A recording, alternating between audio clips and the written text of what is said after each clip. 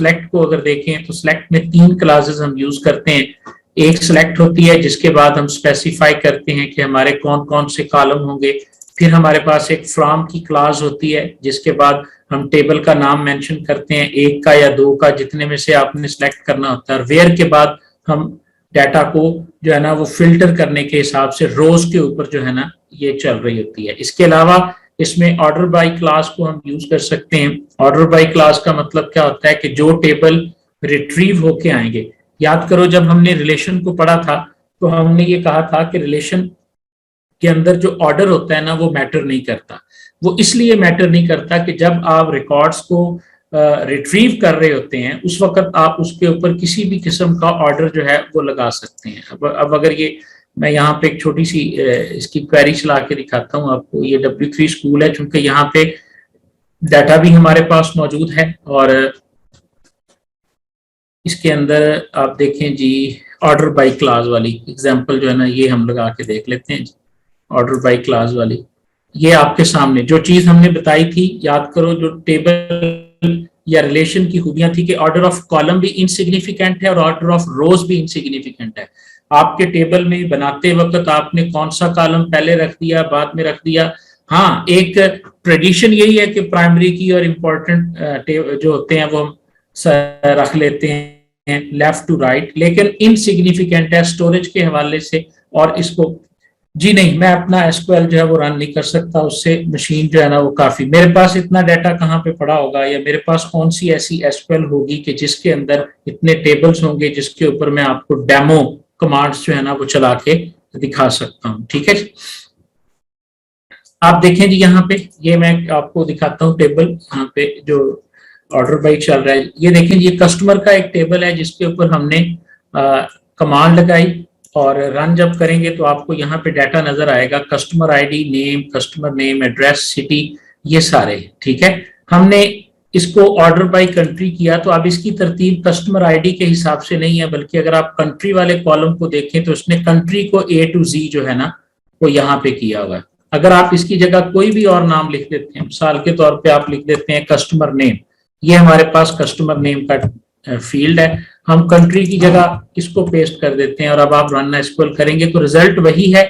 ठीक है, select static है, चूंकि तमाम रिकॉर्ड्स को कस्टमर्स में से लेके आना है, तो अब आप देखें कि ऑर्डर बाय जो है उसने कस्टमर नेम कर दिया है। ठीक है, अगर किसी जगह पे सेम ऑर्डर आ जाए और आप मेंशन करना चाहते हैं कि जी पहले तुम कस्टमर नेम के हिसाब से देखना, अगर कस्टमर नेम जो है वो किसी का एक जैसा हो तो फिर तुमने ये देखना है कि उनका सिटी जो है वो कौन सा है। ठीक है, फिर उनको सिटी के हिसाब से कर देना। आपने यहाँ पे 2 चीजें मेंशन कर दी, आप इसको रन करोगे तो ये रन हो गई है क्वेरी, और आप इसमें जहां कहीं भी अगर 2 नाम एक जैसे होंगे तो वो सेकंड ऑप्शन उसको हमने दे दिया, तो वो सिटी के हिसाब से फिर वहां पर उनको जो है ना वो ऑर्डर में करेगा।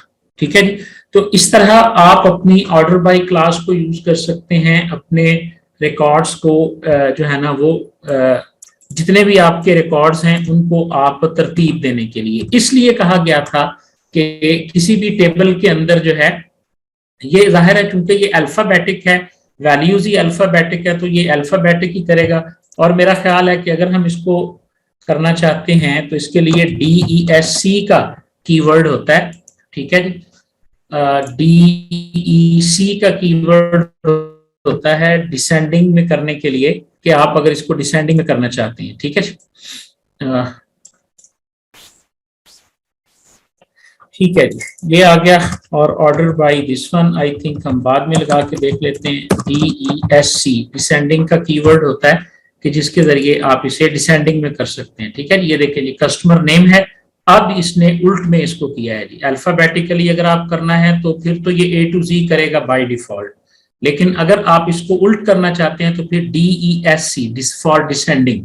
ठीक है, ये उसके लिए आपके पास कीवर्ड है और आप इसे रिवर्स ऑर्डर में भी कर सकते हैं। ठीक है, तो इस तरह की चीजों को समझाने के लिए जाहिर है मैंने इसलिए ये W3 स्कूल्स की डेटाबेसेस को यूज किया कि डाटा तो कम से कम इसके अंदर मौजूद है ना और हम समझ सकते हैं।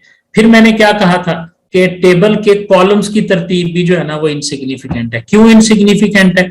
इसलिए इनसिग्निफिकेंट है कि हम यहाँ पर कस्टमर आईडी को पहले देखना चाहते हैं, आप यहाँ लिख दें कस्टमर आईडी, उसके बाद आप कस्टमर कॉन्टैक्ट नेम को देखना चाहते हैं, उसके बाद आप यहाँ पे मेंशन कर दें कॉन्टैक्ट नेम, ठीक है। उसके बाद आप सिटी को देखना चाहते हैं तो आप यहाँ पर मेंशन कर दें सिटी को, ठीक है। ये आपने इसकी जगह पे सॉरी सिटी जो है ना, आपने यहाँ पे सिटी को जो है ना वो मेंशन कर दिया, ठीक है। और आई थिंक फ्रॉम कस्टमर्स, ये मेरे पास टेबल आ गया जी। मैंने लिख दिया जी कि आप कस्टमर आईडी, कॉन्टैक्ट नेम और सिटी, मैंने कॉलम्स को भी जी असेंडिंग और डिसेंडिंग, असेंडिंग तो बाय डिफॉल्ट होगा बशीर साहब, असेंडिंग बाय डिफॉल्ट होगा, डिसेंडिंग में करने के लिए आपने DESC लगाना है, ठीक है। ये भी अच्छा पॉइंट आपने रेज कर लिया। इसका मतलब ये है कि जब आप ऑर्डर बाय क्लास लगाते हैं तो आपका जो ऑर्डर बाय क्लास है ये बाय डिफॉल्ट असेंडिंग ऑर्डर में जो है वो तरतीब लगाती है, ठीक है। तो अब आप देखें इसमें कस्टमर आईडी, कॉन्टैक्ट नेम और सिटी जो है लिख सकते हैं आप, ASC भी लिख सकते हैं, लेकिन ये बाय डिफॉल्ट है। अच्छा जी, ये अपने कस्टमर आईडी और कॉन्टैक्ट नेम और सिटी। तो अब आप देखें वो वाले कॉलम आपके सामने आ गए। तो यहां से एक बात आपकी समझ में आ गई कि डाटा को रखते वक्त उनके कॉलम्स की और उनके रिकॉर्ड्स की और उनके एट्रीब्यूट्स की तरतीब का होना क्यों जरूरी नहीं था, जब हमने RDM के अंदर पढ़ा था कि उनकी तरतीब इनसिग्निफिकेंट है। उसकी वजह यह है कि हमने जब उस रिकॉर्ड्स को इस्तेमाल करना है, जब हमने उस रिकॉर्ड को यूज करना है, उस वक्त हम जैसा चाहें उसकी तरतीब लगा सकते हैं, कॉलम्स की भी और रोज की भी, ठीक है जी। ये पॉइंट समझ में आ गया जी, आगे चलते हैं जी। उसके बाद इसी तरह ऑर्डर बाय के अलावा मैं यहीं से अब आप फायदा उठाते हुए आपको दिखाता हूँ जी, ये सारी क्लासेस जो है ना जी आपको पता होनी चाहिए जी। वेयर क्लास के जरिए हम रिकॉर्ड्स को फिल्टर करते हैं, ठीक है जी। इसी तरह इसके अंदर डिस्टिंक्ट की क्लास भी मौजूद है। ये सारी क्लासेस आपने 1 बाय 1 देखनी है, बिल्कुल सिंपल हैं ये। इनमें मतलब आप यहीं से इसी को ही आपने गो थ्रू कर लेना है। मसलन हम करते हैं जी वेयर की क्लास, डिस्टिंक्ट की क्लास कर लेते हैं। पहले क्या करती है जी, return only distinct and different values. अगर वैल्यूज डुप्लीकेट हो रही होंगी तो वो उसके अंदर नहीं आएंगी, अगर वैल्यूज डुप्लीकेट हो रही होंगी। मैं आपको यहाँ पे इसको रन करके दिखाता हूं तो फिर आपको जो है ना ये आ जाएगा जी। अब जरा हम इसके ऊपर लगाते हैं सिलेक्ट कंट्री फ्रॉम कस्टमर। आप इसको रन करें तो आपको ये कंट्रीज के नाम नजर आ गए और आप देखें यहाँ पर मैक्सिको दोबारा आ रहा है और ये नाम जो है, ये जो नाम रिपीट हो रहे हैं वो भी आ रहे हैं। तो डिस्टिंक्ट की क्लास क्या करेगी, अगर आप इसको डिस्टिंक्ट के साथ यूज करेंगे, सिर्फ इसके साथ आप इसको यूज करेंगे, तो अब ये देखें ये बगैर डिस्टिंक्ट के है और हमने जिस कॉलम के लिए यूज किया कि कंट्री है और इसके ऊपर ये सारे कंट्रीज आ गए, लेकिन इसमें डुप्लीकेशन भी आ रही है। डिस्टिंक्ट क्या करती है, डिस्टिंक्ट क्लास का मकसद है कि ये यूनिक वैल्यूज को लेके आती है, इसमें डिफरेंट वैल्यूज जो है ना वो सारी की सारी आती है।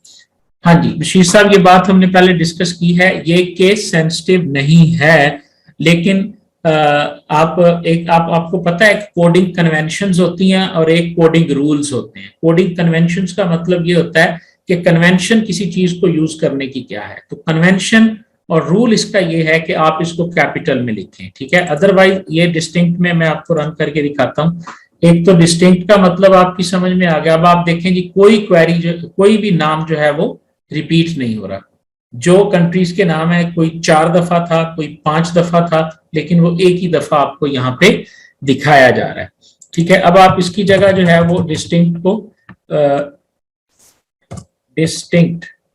को आपने स्मॉल में लिख दिया। आप देखें ये येलो हो गया, सॉरी ब्लू हो गया, तो उसका मतलब है इसने इसको पहचान लिया है कि ये हमारे पास रिजर्व वर्ड है। और आप इसको रन करेंगे तो किसी किस्म का कोई रिजल्ट के ऊपर आपके फर्क नहीं पड़ेगा, ठीक है जी।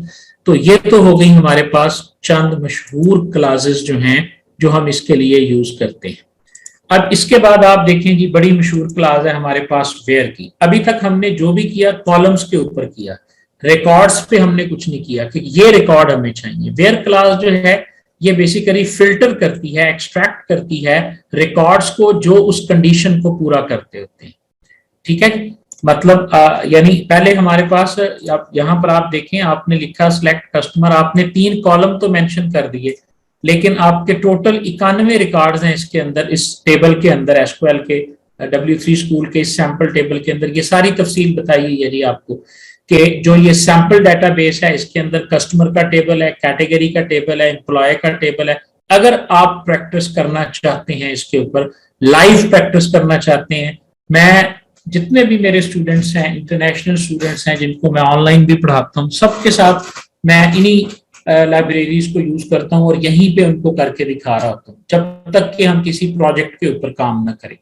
ठीक है जी, आपके सिस्टम पे कोई बर्डन नहीं है, ब्राउजर के अंदर सारा कुछ चल रहा होता है और बना बनाया डेटाबेस, टेबल, हर चीज आपके सामने मौजूद होती है। तो ये 91 रिकॉर्ड्स हैं। अब आप देखिएगा कि हम वेयर क्लास में किस तरह स्पेसिफाई कर सकते हैं और अपने रिकॉर्ड्स को फिल्टर कर सकते हैं।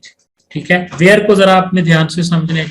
वेयर क्लास के बाद आप एक लॉजिकल कंडीशन लगाते हैं जिस तरह आप प्रोग्रामिंग में लगाते हैं। ठीक है जी, जो कि आपको एक ट्रू या फॉल्स में आंसर देती है। ठीक है, लॉजिकल कंडीशन बनेगी, आपको ऑपरेटर्स इसमें लगाने पड़ेंगे और एसक्यूएल के कौन कौन से ऑपरेटर्स होते हैं वो भी सारी लिस्ट आपके पास होती है कि आप इसमें equal to, not equal to, less than, greater than, ये सारे जो ऑपरेटर्स हैं वो आप फाइंड आउट कर सकते हैं। अगर आप सिंपली यहां पर लिखें एसक्यूएल ऑपरेटर्स तो आपको इन ऑपरेटर्स की लिस्ट जो है वो मिल जाएगी कि एसक्यूएल के अंदर कौन कौन से ऑपरेटर्स हैं। तो आप यहां से देख सकते हैं, ये भी डिफरेंट हो सकते हैं जी।